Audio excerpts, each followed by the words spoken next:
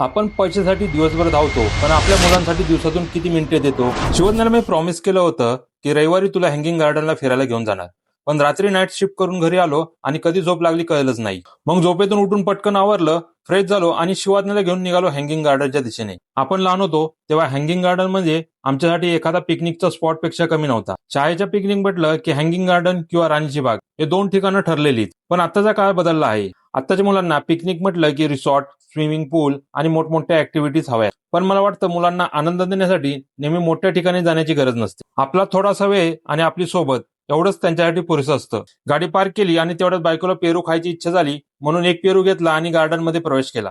आत गेल्यावर शिवाज्ञाने पहिल्यांदाच म्हातारीचा बूट पाहिला. त्या बुटाला पॉलिश करायचं काम सुरू होतं. शिवाज्ञाला ते पाहून खूपच कुतूहल वाटलं. फोटो काढला आणि पुढे निघालो. पावसामुळे संपूर्ण गार्डन हिरवगार झालेलं होतं. आजूबाजूला वेगवेगळ्या प्रकारची झाडं, हिरवळ आणि मस्त वातावरण, एकदम फ्रेश.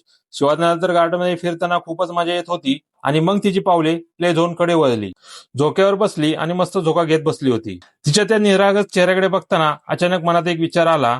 शिवाज्ञाला बघता बघता 4 वर्ष कधी झाली कळलंच नाही. आपण रोजच्या कामाच्या व्यापामध्ये इतके व्यस्त असतो की ऑफिस, काम, जबाबदाऱ्या या सगळ्यांच्या मागे धावताना कधी कधी आपण आपल्या कुटुंबासाठी वेळ काढायचा राहूनच जातो. पण मुलांना बालपण परत येत नाही. म्हणून भावांनो, आयुष्यात जगण्यासाठी पैसा नक्की महत्वाचा आहे, पण त्या पैशासोबतच आपल्या परिवारासोबत वेळ घालवणे तितकंच महत्वाचं आहे.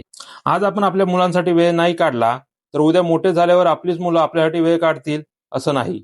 म्हणून काम करा, पैसे कमवा, पण त्याचसोबत आपल्या परिवारासोबत एक छोटे छोटे क्षणी जपा. कारण आठवणीमध्ये पैसा नाही तर परिवारासोबत घालवलेले क्षणच आठवणीत राहतात.